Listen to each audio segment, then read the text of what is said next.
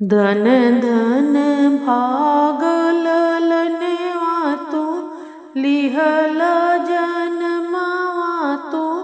लिहल जन्मवानो ललना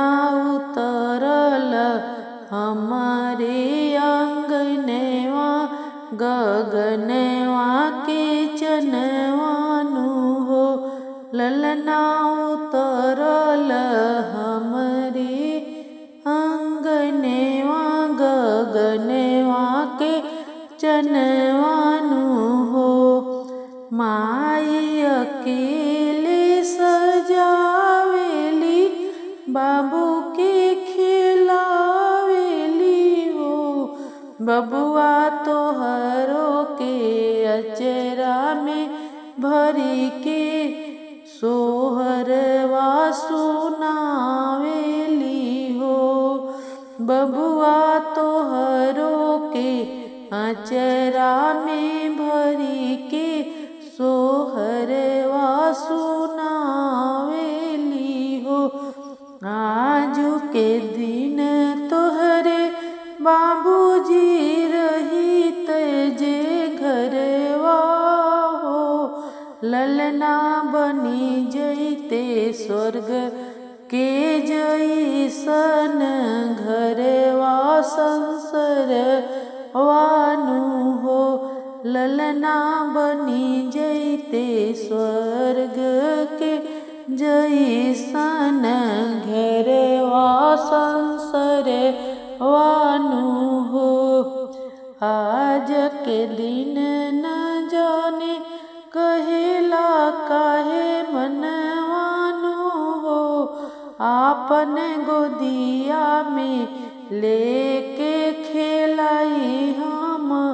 आपन ललनेवानु हो आपन गोदिया में लेके खेलाई हम आपन ललनेवानु हो अंगना में उतरल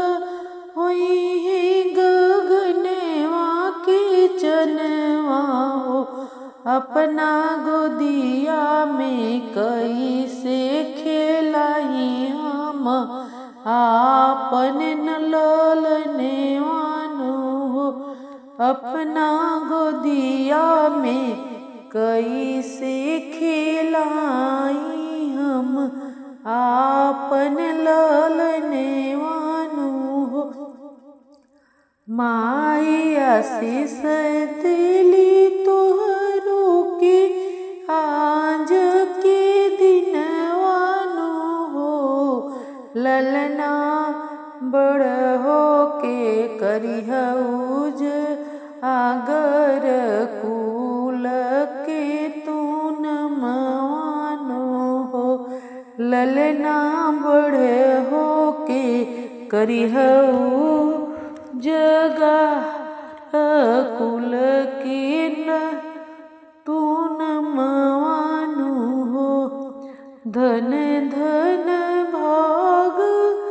ललनेवा तू लिहल